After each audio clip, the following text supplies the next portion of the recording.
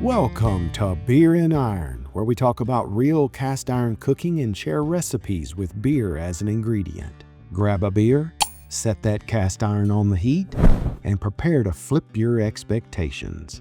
We're serving up tales and recipes that are well seasoned and never half-baked. I'm Sulae, kitchen narrator and Dutch oven instigator, here to tell a cobbler story that starts in a shoe store, takes a hard right into a cast iron pot, and ends with a pizza burger pasta situation topped like a Riverstone walkway.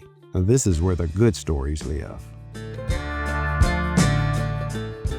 Growing up, staying over at Daddy's house was a treat. In the late 70s, when I was about 9, pushing 10, I'd wake up before daylight on a Saturday, park myself in front of the TV with a bowl of Captain Crunch or Boo Berries, and stare at the Indian head test pattern while I waited for cartoons. My sister slept in. There were no stepbrothers or stepsisters at Daddy's to compete with. Pillows all piled up on the floor, feet stretched out. The only sound was my unadulterated crunching of candy floating in milk, bravely pretending to be breakfast. Seeing Daddy was a treat too, sure, but doggone. 6 straight hours of cartoons, starting with Rocky and Bullwinkle, that was a long haul for a kid wired for motion. I seldom made it all the way to the secrets of Isis. Once that light was up in the sky, the outside world took over. And over at Daddy's, the bamboo forest was calling my name.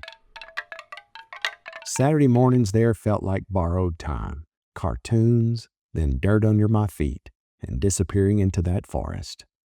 Looking back now, those Saturdays seem almost routine, but back then, each one felt new. Like every Saturday morning hadn't quite decided yet what it was going to be. Before leaving for work that Saturday morning, Daddy poked his head into the living room and said, "Hey, I gotta go over to the Country Cobbler today. You wanna come?" I was mid-crunch with a bite of cereal, but I still heard it clearly. Cobbler. I lifted my head to keep the milk from pouring out and said, "Heck yeah, I'll come." "Great, I'm leaving in a half hour." Half hour? What kid has an internal clock that can calculate a half hour? I didn't wait. I was already tasting peaches, cinnamon, crust, and hopefully ice cream. It wasn't even lunchtime yet, and the word cobbler only meant one thing to me: dessert. So I pulled my pants over yesterday's underwear, yanked on a sort of a clean t-shirt, and announced myself ready. It was June in Louisiana. Hot, humid, sticky, like the air had fingers. Heat simmered off the driveway, and the whole world smelled green, cut grass, honeysuckle, and that damp, bayou-adjacent earth that never really dries out. June also meant peaches were in, and I loved me some peaches. The kind that drip down your chin on the first bite and make you bend over without thinking, just to keep the juice from running down to your shirt. Pops would haul out the old wooden ice cream maker, dump in peaches, cream, sugar, and whatever magic Mimi added, and then seal up that canister. He'd pack the space between the canister and the wooden bucket with ice and rock salt, lock on that crank right on top, and tell me to sit and crank. The metal handle would get slick in my hand, and my shoulder would start talking back to me. Whoever cranked got to lick the dasher afterwards, and that was worth every sore muscle, and maybe the reason my right arm has always been bigger than my left. Mimi would take the extra peaches and bake something hot, floury, and sugary, a cobbler, filling the house with that butter and brown sugar smell that made you wander into the kitchen like you'd been summoned. You could feel the oven heat when she opened the door, and the fruit would bubble around the edges like it was trying to climb out of that pot. We'd carry in bowls out to the back porch where the concrete was warm under our bare feet, and the afternoon air was thick with frogs and distant lawnmowers. 1 scoop of peach ice cream on top, and it would melt into the crust and turn everything into a sweet, sticky gravy. If Mama had seen me eating like that, she'd have made me do 100 toe touches right there in front of God and everybody.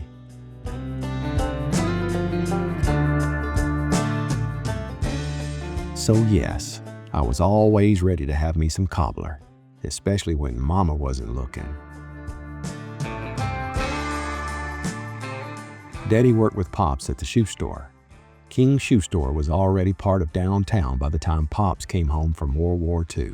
The war to which we have devoted all the resources and all the energy of our country has now produced total victory over all our enemies. Some men went off to fight in Europe, others in the Pacific. Mr. Keene was older, a veteran of the First World War. He stayed home and did what he knew how to do. He kept the town on its feet. The little shop opened in 1942, a small place in downtown Monroe, with creaky floors and the clean, well-kept smell of smooth leather and shoe polish held in the air. It wasn't fancy, but it was steady. New shoes, repairs, and a little bit of certainty in a rationing world. When the war ended in 1945, Pops came home like a lot of young men, tired, grateful, and ready to work. He hung up his Army uniform for tie and slacks and took a seat on the shoe-fitting stool there at King's. Business was good. Folks took a number and waited their turn to be fitted by one of the three men, Mr. Keene, my Pops, and Mr. Buddy. Yep, Mr. Buddy, a man he'd worked with for decades and argued with for just as long. Through the late 40s and 50s, Pops and Mr. Buddy learned the business, fitting shoes, and saved what they could. They used the GI Bill, the post-war program that helped returning veterans with schooling and sometimes better terms on home, farm, and business loans to make a bigger move. They bought the store from Mr. Keene himself. By 1958, King's Shoe Store was officially incorporated under their ownership. 2 veterans, 1 little shop, and enough paperwork to fill the back room. For a while, they both wanted the same thing, and that was enough. But towns change, whether you're ready or not. Downtown Monroe still worked. People knew where to park, they knew what door to walk through, and knew who was going to put their foot in a bannock device and tell them the truth.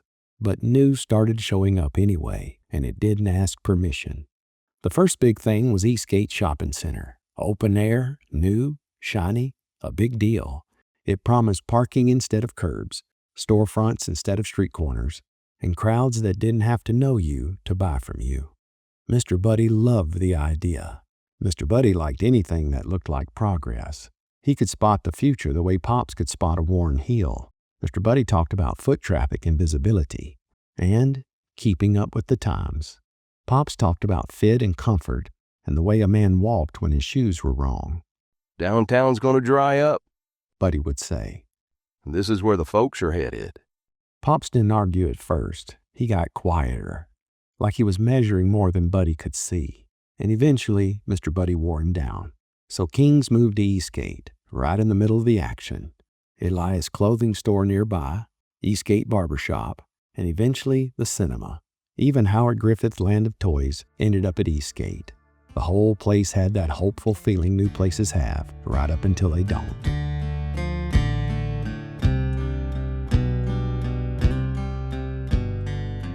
Daddy, after the Navy and a stint up in Rhode Island with Mama, he came home and took his place beside Pops on a shoe-fitting stool at King's. Mama didn't want to leave Rhode Island. She liked it there and got a job as a telephone operator. Rhode Island with its cool summers, walkable little towns, and the ocean as a daily backdrop, with its salt air, gulls, and foghorns, made it feel like the sea was always just right there nearby. And when she talked about it later, she just didn't describe a place.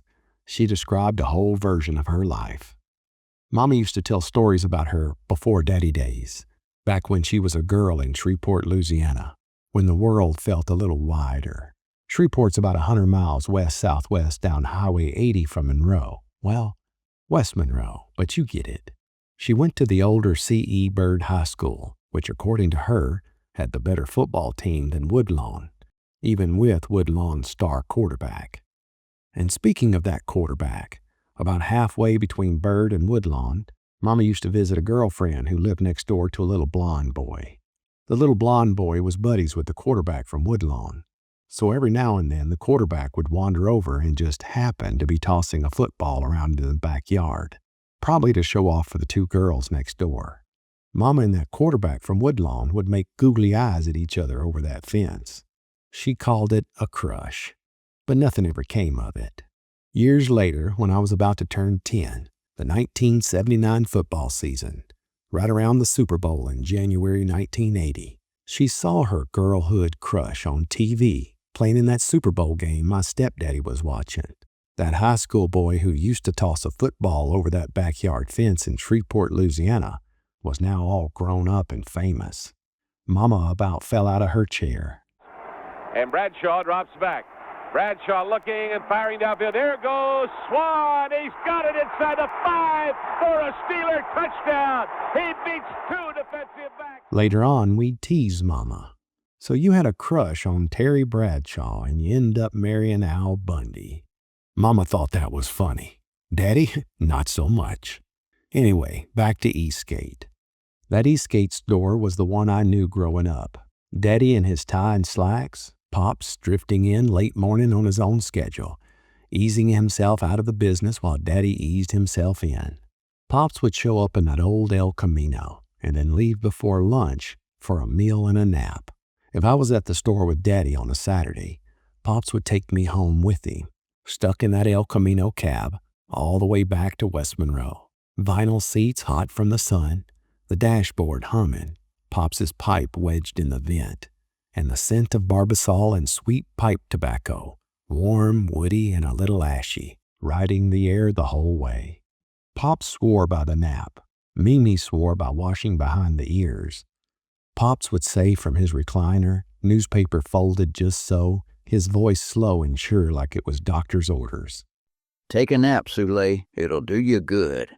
Mimi said from her part of the kitchen with the radio low and a damp washcloth in hand, soap sharp in the air. "Sulae, did you wash behind your ears? Here, let me look. Oh, Lord. You got enough dirt back there to plant okra." Going to the store with Daddy on a Saturday was almost guaranteed I'd spend the middle part of the day in Pops's bed, watching as the world turns like it was my job, until Pops's breathing did that little gear shift thing, and I knew he'd clocked out. Then I'd slide off the mattress, tiptoe like a cartoon burglar, and slip outside to find JoJo, Mimi and Pops's Cocker Spaniel, my main co-conspirator, out in the backyard, proudly guarding a dozen of box turtles that he'd rounded up from the woods like trophies. And that was the deal. When I wasn't napping or having my ears inspected, I got to tomcat around that part of Monroe, free and unsupervised. One mandatory nap-adjacent soap opera in exchange for an afternoon of small, victimless mischief that felt like freedom.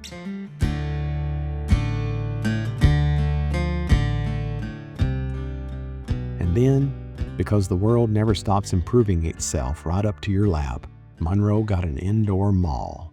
By the early 70s, Monroe's retail go-tos were changing again, and the city got a fancy new indoor mall, the Twin City Mall. Air-conditioned, fancy, the future.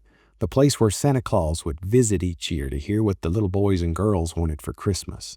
Ho, ho, ho! And where, miracle of miracles, half of it could be purchased within a 200-yard radius of the food court.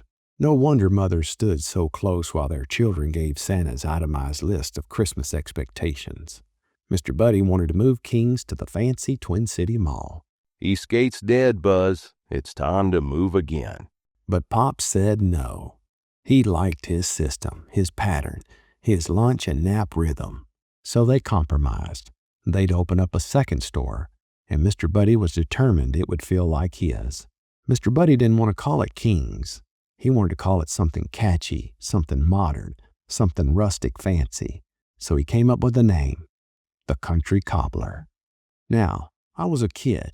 I knew stories like the elves and the cobbler, but in my head, cobbler meant peaches, crust, and maybe a scoop of vanilla ice cream if the Lord was smiling, not a man in an apron hunched over a workbench full of broken shoes. So when Daddy said, "We're going to the Country Cobbler," what I heard was, "We're going to go get Country Cobbler." and I don't mean the metaphorical kind. I mean peaches in a pan, crust on top, ice cream if you've lived right kind. What I got was a shoe store. Again, fluorescent lighting, rows of leather and laces, not a peach in sight. Well, except for a few sizes of a slingback kitten heel pump and peach. My imagination had come in carrying a pie server, and the mall handed me a peach pump. I expected ice cream, not a shoehorn. We walked through the big glass doors of that fancy mall, and instead of peaches and butter, Daddy took a hard right to a place that smelled like cardboard, leather, and kiwi polish. The kind of smell that could bleach the sweet right off your palate. Mr. Buddy was standing there to greet us. I was crushed. No peaches, no crust, no ice cream, just loafers, and that red goose they used to keep on display, metal painted fire engine red, like some kind of mall deity for children. And if you bought a pair of red goose shoes, it would lay a golden egg, which was really just a plastic capsule with tiny toys inside. Even the goose was basically saying, "Best I can do is a nickel prize and the smell of feet." Daddy had a habit of looking down at a man's shoes before reaching out to shake his hand. So when he greeted Mr. Buddy at the entry of the Country Cobbler, Daddy did a double take at Mr. Buddy's feet. Wow, buddy. Those shoes, Gucci? Daddy asked, with a little question mark on the end that really meant, "Sir, who do you think you are?" Yeah, Ronnie. Picked 'em up, along with a pair of Salvador Ferragamo I saw at Neiman's in Dallas when I was there for the shoe store. Later I heard Daddy talking about Mr. Buddy to Pops. Yeah, it's a good thing we're cutting ties. The man wears Gucci shoes and sells Dexter to the common man from the Country Cobbler. I think Pops and Daddy were talking about the split that came soon after. Mr. Buddy kept the Country Cobbler. Pops kept King's. Daddy kept working. And I kept wondering why a place called Cobbler didn't serve dessert. That evening on the way home at 6 p.m., Daddy always closed the store at 6. I must have been pouting hard enough to fog the passenger window. Daddy glanced over and said he'd make me a cobbler for dinner. I perked up and then immediately narrowed my eyes, because I'd already been burned once by a cobbler that smelled like shoe polish and used shoe store ankle hose. But in my mind, this time, it had to mean the real thing, the kind you eat, and not the kind that eats your Saturday.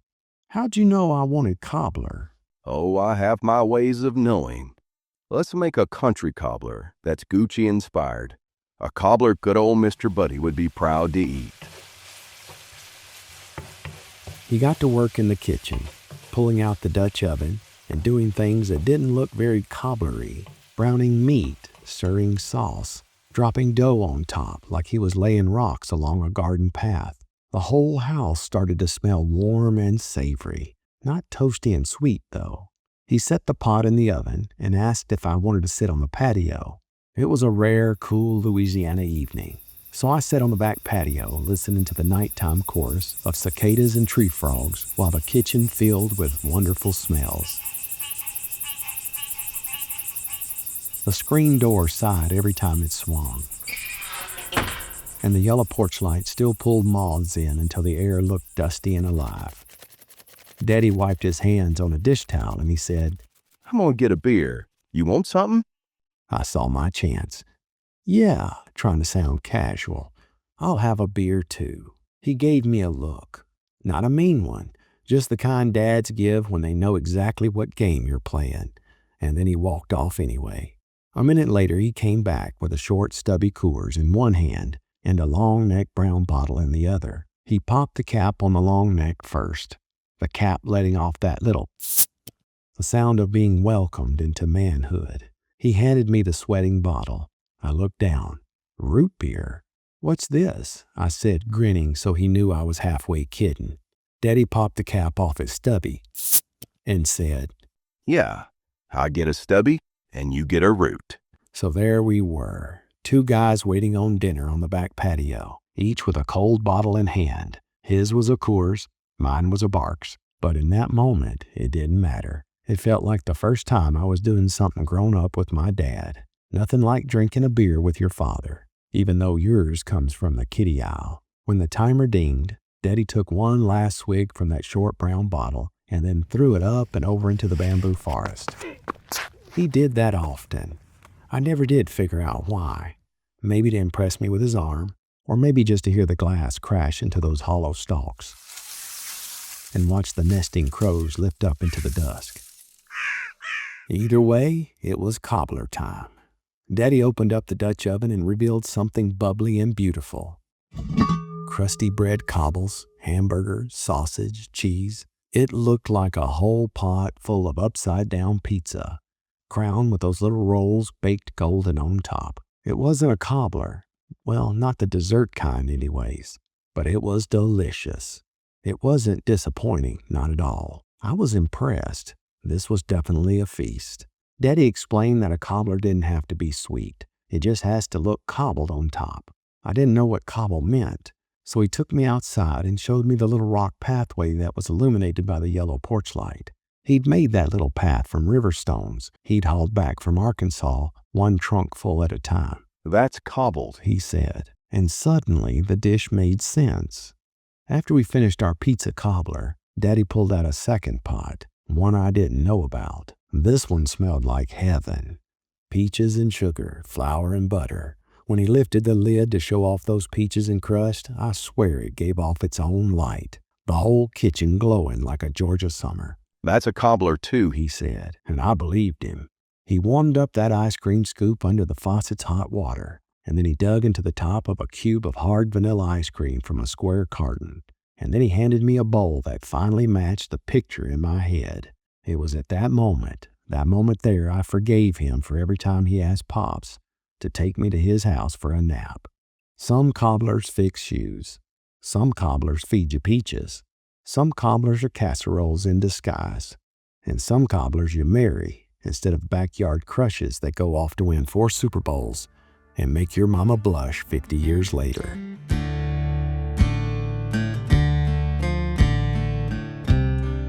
This brings us to our camp cast iron Dutch oven meal, the Country Cobbler alla Italiana, or close enough for camp cooking. It's a pizza burger pasta cobbler, inspired by a shoe store run by a man in Italian loafers, with more soul than sense. And yes, we're cooking pasta in the woods. Society is fragile, so let's lean into it. Grab your deep 12-inch camp cast iron Dutch oven. Get some briquettes or some lump charcoal going. We'll do this out where the air is nice and the ground is never quite level, so the pot will have opinions. I like to get everything dress and ready to go. Mise en place. That way I'm not digging through the cooler like I lost my keys in it. When the fire is right, I want to start cooking. Nothing makes an outdoor chef look more scattered than sprinting around looking for garlic while your briquettes are quietly dying of disappointment. A printable recipe is available on the website because some of you are responsible adults and love to read. Here, I'm giving you the quick ingredient rundown so you can get your thoughts staged and your priorities in a row. Ingredients. This is the shopping list you'll likely forget one item from. 1 pound of Italian sausage, 1 pound of ground beef, a small diced onion, 2 to 3 minced garlic cloves, or more. I like more. 2 to 3 bell peppers. Any color will work. This dish will have a reddish tone from the marinara, so consider green peppers for contrast. 2 teaspoons of Italian seasoning, 1½ teaspoons of crushed black pepper, 1/2 to 1 teaspoon of crushed red pepper. This is optional, of course. My wife is not a red pepper fan. I usually leave this out. 1 teaspoon of fennel seed. I like fennel in this dish, I do. I usually crush it along with the peppercorns. 2 tablespoons of tomato paste. That's about half of a 6-ounce can. 1 24-ounce jar of marinara sauce of your choice. 1 12-ounce can of a mild lager beer with a low IBU. Don't get a hoppy beer. This beer is for the sauce. The savory dough topping has its own liquid measurements.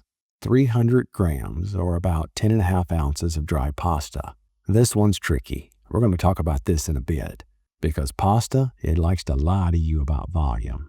1 to 2 cups of shredded mozzarella cheese. 1/2 cup of grated Parmesan. We're going to salt to taste. I never need to add salt to the sauce part of this recipe, but remember, I can't taste salty for you. If you're tasting for salt, wait and do it before you add the cheese and before you add the savory dough topping. But take note, the savory dough topping will need its own salt. 1 beaten egg. This is going to be for brushing the top of the cobbles. We're topping this with bread, and I call it the savory drop dough cobbles because we're adults and we can do that. Here are the ingredients for the savory drop dough cobbles. 2 cups of all-purpose flour, 3 teaspoons of baking powder, or a tablespoon, 1 teaspoon of baking soda, 1 teaspoon of salt, a stick of butter, 1 cup of milk, broth, or beer. This is the liquid only for the savory dough topping. Don't add this to your sauce. This is just the bones of the savory drop dough cobbles. Feel free to add any other ingredients as you see fit. I'll explain more later. For now, just think flour, leavening, salt, and butter, plus a few goodies. It's basically a biscuit that never went to finishing school. Now let's get our fire going. We're using a deep 12-inch camp cast iron Dutch oven. If all you got is a regular 12-inch, you can absolutely make this work. A deep 10-inch will work too. You'll just end up with a little extra cobbled dough, which is not a bad problem to have. I follow the ×2 guideline.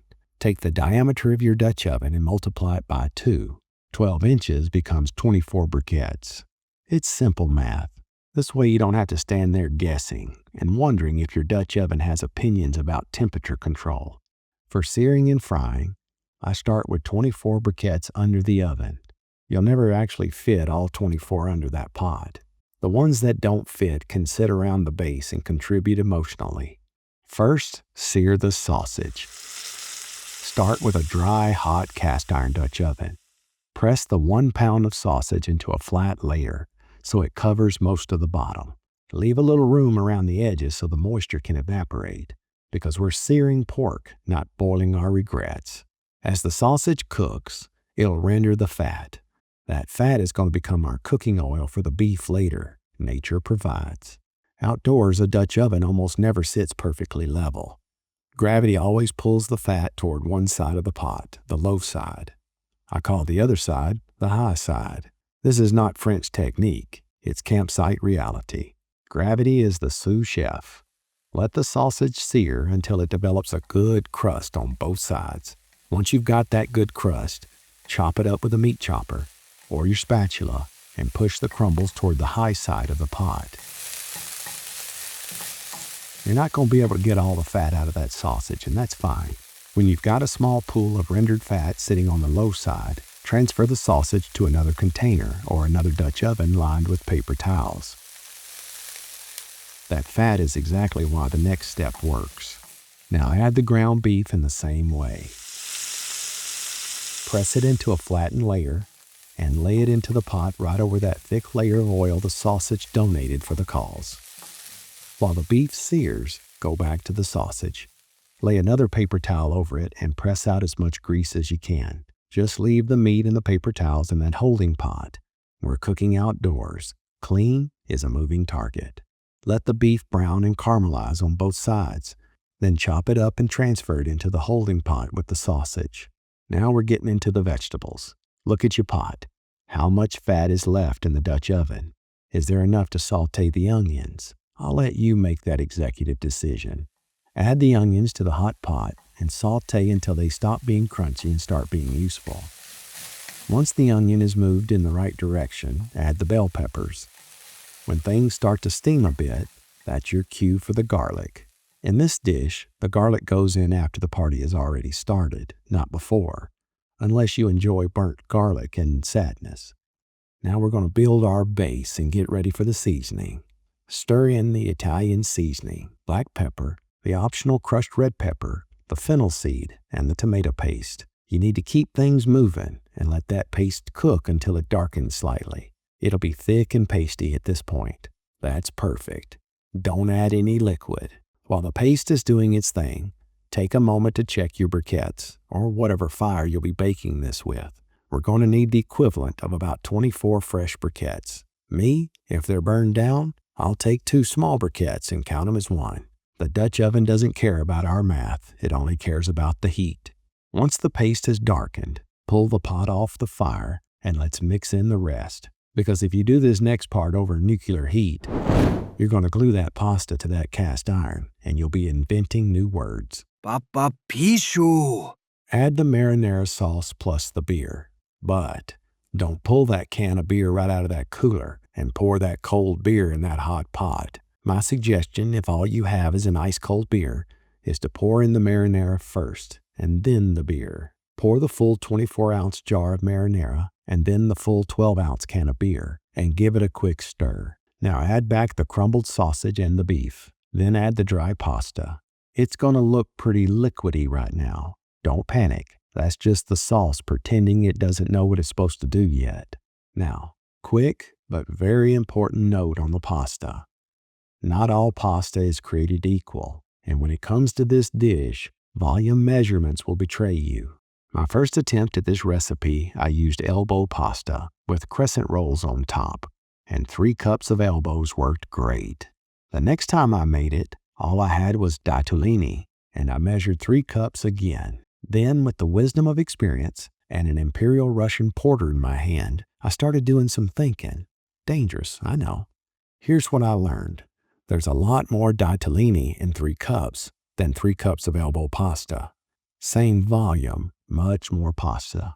So I weighed it. 3 cups of ditalini weighed significantly more than the elbows, which meant more pasta fighting over the same amount of liquid. More pasta, same moisture, problem.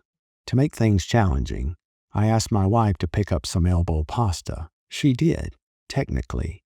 What she brought home was little tiny elbow pasta. I weighed that too, and yep, different again. To put all of this in perspective, Barilla elbows and Barilla ditalini come in the same size box. Both are sold as 1 pound, 454 grams. But pasta boxes are basically air storage devices with commitment issues. You can fit a whole lot more small pasta into the same space than larger shapes. Same weight, very different volume, very different moisture demands. If you've got a scale, measure your pasta by weight at home and pack it into camp. If you don't, I've got volume guidelines on the website. But honestly, get a scale. They're cheap and incredibly helpful if cooking is your jam. This recipe won't be very presentable if it's too soupy, but I'd rather soup than undercooked pasta. This is not a cook the pasta al dente and then finish in the sauce situation. The pasta's going to go in this dish dry, go straight into the sauce, and then it's going to cook all the way through in that sauce. There's no al dente here. Here's the key. Taste the pasta before you add the cheese and before you add the bread cobbles. If the pasta isn't done, then add some more liquid and stir it in well. Get the mouthfeel exactly where you want it first, and then move on to the cheese. For me, I pre-measure 300 grams at home and pack it in with me. But don't think for a second I still don't do a mouth check. Underdone pasta will ruin this meal, and I'm not willing to pretend otherwise. Now we're getting ready to cover and bake. We still haven't added our cheese, nor have we added our cobble topping. That comes in a bit. Make sure the pasta is mostly submerged. Cover the pot and let's bake, or really simmer with a lid. We're using a 12-inch camp cast iron Dutch oven, and using the Time 2 guidelines, put 8 briquettes, or the equivalent, under the Dutch oven, and 16 briquettes on the top. Bring everything to a steady simmer. Control chaos, the fun kind. Normally we'd rotate the pot every few minutes. We're not going to do that. Instead, every 5 to 7 minutes, lift the lid and give everything a good stir. Listen to the wisdom of your cast iron Dutch oven. When you stirred it last, did the meal feel a little too intimate with the bottom of that pot? Was it starting to stick? If so, remove 2 to 4 of those 8 briquettes from under the Dutch oven. It's like turning the heat down. This matters. A slow simmer beats a burnt-on, stuck-on meal every time. Before you put the lid back on, smooth out the top, nice and flat. Don't let any pasta stick its little head up. Exposed pasta will toast, char, and stop absorbing moisture, and later that turns into an unpleasant crunch. Make sure everything is flat, flat, flat. Return the lid and let it go for another 5 to 7 minutes while you sip your beer and start creating the cobbles. Let's get ready for the savory drop dough cobbles. Now, word to the wise, prepare your savory drop dough at home. Everything except the liquid. Stow the dry mix in a zipper bag and keep it in the freezer or cooler. In camp, have your mixture ready and waiting on 1 cup of liquid, beer, broth, or milk. Keep the dry dough mix cold so the cut-in butter stays nice and firm until the last moment. Here are the steps for the savory drop dough. Combine 2 cups of all-purpose flour, 3 teaspoons of baking powder, 1 teaspoon of baking soda, and 1 teaspoon of salt. Mix this well. Cut in 1 stick of butter until the mixture looks like coarse sand, with little pea-sized bits of butter still hiding in it. Shaggy crumbs that loosely clump if you squeeze a handful. Now ask yourself, do you want to add anything extra to the cobbles? Garlic powder, dried oregano, Italian seasoning, maybe a handful of shredded mozzarella or Monterey Jack, maybe a couple of tablespoons of grated Parmesan. This is your moment. Be the person you want to be. Mix in 1 cup of milk, broth, or beer. Stir the wet ingredients into the dry ingredients until a thick, sticky batter forms. Thicker than pancake batter, but looser and stickier than biscuit dough. It should look like it's slowly trying to escape the spoon, but not quite succeeding. If you need to add a little more liquid, feel free to do so. If you choose beer for the dough, just know you're committing to the bit, and I respect that. Now, don't forget the pot. Keep stirring the simmering Dutch oven every 5 to 7 minutes. 10 minutes can be a bit long between stirs. When you drag your utensil along the bottom, does it feel like things are starting to stick? If so, reduce the heat, stir more often, or remove all the bottom heat and let the heat from the lid do the work. The Dutch oven is talking to you. Listen to its wisdom. As the dish thickens, open the pot and stir more frequently. This is also when you start taste testing the pasta. Keep stirring and tasting until the pasta is done. This is the part where you chef instead of just following directions. My suggestion here is to trust this process. It thickens nicely during this stage, and the pasta may seem a little underdone at first. Just keep going. Don't instantly reach for more liquid. Wait until you're convinced you truly need it. I haven't had to add extra liquid yet, and I'm not out here with a hydration kink, so no panic hydrating the dish. You can trust the starch, you can trust the heat, and you can trust the time for them to do their jobs.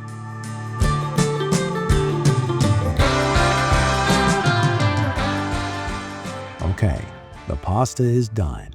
We're going to add the cheese. Pull the Dutch oven off the heat. Stir in the shredded mozzarella until it melts and the mixture becomes thick and cohesive, like it's finally got its life together. If you're using optional add-ins like pepperoni, olives, cooked bacon, and the like, stir those in now. So here's the thing. Cheese is wonderful stuff. Yes, it is. However, the last time I made this dish, I completely forgot to add it. There I was, ready to eat, and I looked down and saw that both my garlic and cheese were still sitting on the camp table, looking pitiful and abandoned, like a forgotten soccer player still waiting on their parents long after practice ended. After mixing in the cheese, or not, level off the dish. Smooth out the surface flat so the topping will bake evenly. Flat is your friend. Peaks, they're your enemy. Now we commit. We're going to add the savory drop dough cobble topping. There are 3 options you could use here. Choose one based on your mood and your available patience. Option A, the savory drop dough cobbles. This is my favorite. Spoon, roll, or dollop the drop dough you made earlier and evenly over the top, leaving small gaps between the cobbles for steam to escape. Don't pack them in too tight, and don't smooth it out into one sealed lid unless your goal is a dumpling hat. But a hat ain't cobbles. There will be one of 3 outcomes here. 1, you will have perfectly covered your dish with the cobbles and have no dough left. Or 2, you have covered your dish and you ran out of dough. The problem may be your cobbles are too large, and that's okay. Leave them there, take note, and next time, either make them smaller or increase the savory dough drop recipe by adding 1 more cup of flour, 1 more teaspoon of baking soda, and another ½ cup of liquid. Or 3, you covered your dish and have dough left over. That's okay. Don't cram the rest of it in there. Leave some space for the steam to escape. Just take note, and next time, make the cobbles a bit bigger. They should be about as big around as the widest part of an egg, but not as long. Maybe a bit smaller than a golf ball or a ping pong ball. Once you get your savory drop dough cobbles placed, Brush them with a beaten egg and bake until golden brown and done. Option B, crescent rolls. If you want a sweeter topping, use 2 to 3 packaged cans of crescent rolls from the grocery store or market, because sometimes we choose convenience and call it strategy. Here's a neat trick. Roll the dough sheets out flat. Spread a very, very thin layer of sour cream. Sprinkle just a little bit of garlic powder, and then roll them back up into those crescent shapes. Brush them with a beaten egg and bake until golden brown. You'll likely use 2 packages. The third is just in case. Option C, canned biscuits. This'll work too. Use a couple or 3 packages of canned biscuits. Cut them into quarters or halves and set them over the top spaced out. Brush with a beaten egg and bake until golden and done. You'll likely use 2 cans. And like the crescent rolls, the third is just in case. If you're thinking yeast bread or yeast dough, nope, sorry. Done that, didn't work. Here's why. We're heating the topping from underneath with steam from our cooked sauce and pasta. And we're heating from above with direct and indirect heat from the hot briquette-covered lid of the Dutch oven. Steam blocks the browning of bread, so the bread turns into a dumpling before the crust can form. Your yeast is over there asking for proofing time, and the Dutch oven is going to be like, absolutely not. This savory drop dough cobbler topping works because it uses baking powder, a chemical leavening agent, rather than yeast. Yeast will struggle in all that steam, and it needs time to do its job. By the time we get to the topping, this dish is essentially done, and we ain't waiting around for dough to have a personal growth journey. Bread doesn't brown over steam, it steams over steam. If it's bubbling underneath, yeast bread will never have a chance. So don't expect the savory drop dough cobbler topping, or even the crescent rolls, to have a classic roll or loaf texture. It won't. Well, not completely. Is that bad? No way. Think pizza crust. It eats differently, right? Yeah, it does. Just a bit more gooey than sliced bread or a dinner roll, which, honestly, it's kind of the point. Once the savory drop dough or the crescent rolls are in place, brush the topping with a thin layer of a beaten egg. Cover the pot, place 16 briquettes or the equivalent on the lid, and let it bake. At this point, I don't use any heat under the pot. That dish is already wicked hot, and that Dutch oven is no slouch either. Let the heat of the food from underneath and the heat from the lid from above do the work. Rotate the lid about once every 5 to 7 minutes. Peek just enough to check the progress, and then put the lid back on. Bake until the topping is browned and looks like it's something you'd be proud to take a picture of and post on your Instagram. Here's a timing note. A rough guide is 15 to 25 minutes for the cobble topping, and that depends on your fire.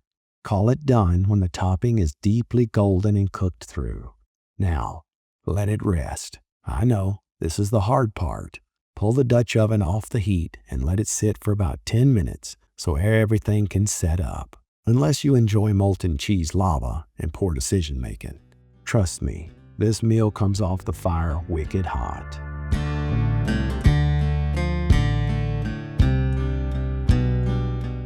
Some of the meals I share, like this country cobbler recipe, have quite a few steps, and some of those steps can feel quite complicated.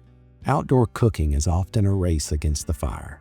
We're bent over a hot cast iron, trying to look like we know exactly what we're doing.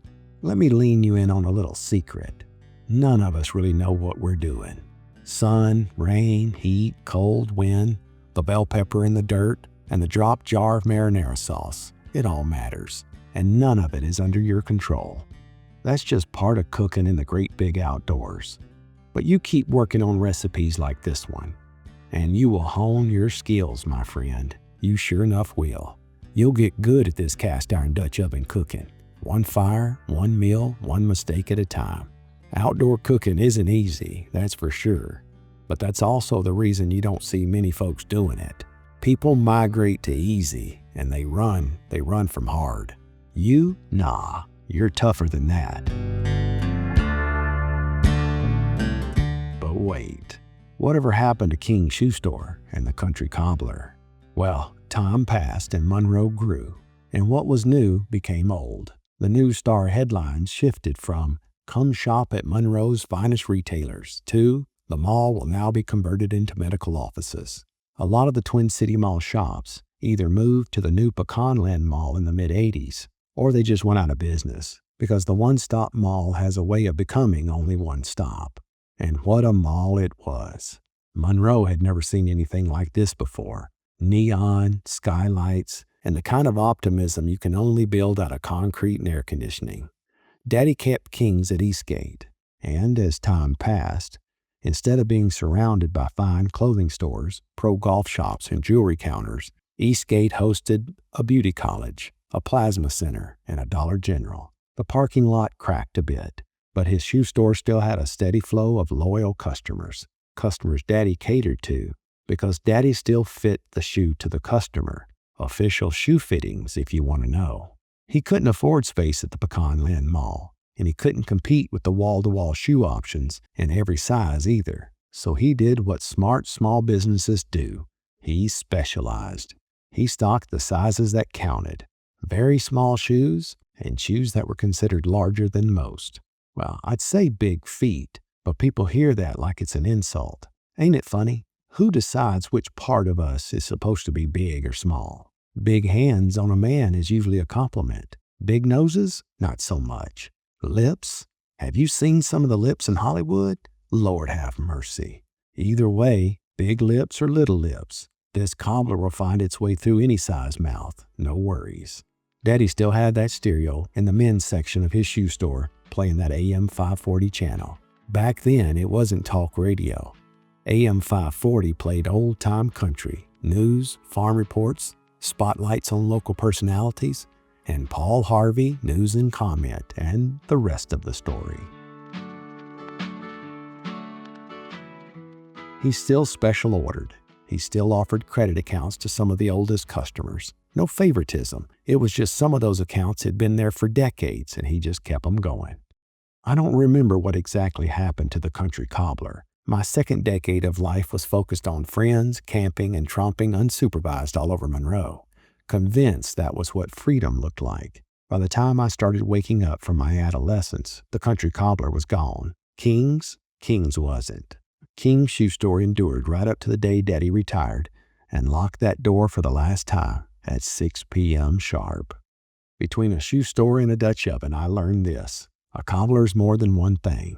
It can be fixed, it can be a feast, and if you're lucky, it can be the reason you slow down long enough to notice that you're growing up one good bite at a time. And with that, the Country Cobbler alla Italiana is yours to try, and I hope you do. Now, y'all don't be strangers. Let me know how yours turns out at beerandiron.com and join the conversation. Remember, at Beer and Iron, we don't just cook with beer. We let the good times ferment. Until next time, stay sizzling, keep the tails flowing, and remember, the only thing better than a well-seasoned skillet is a well-seasoned story. We'll see you next time on beerandiron.com.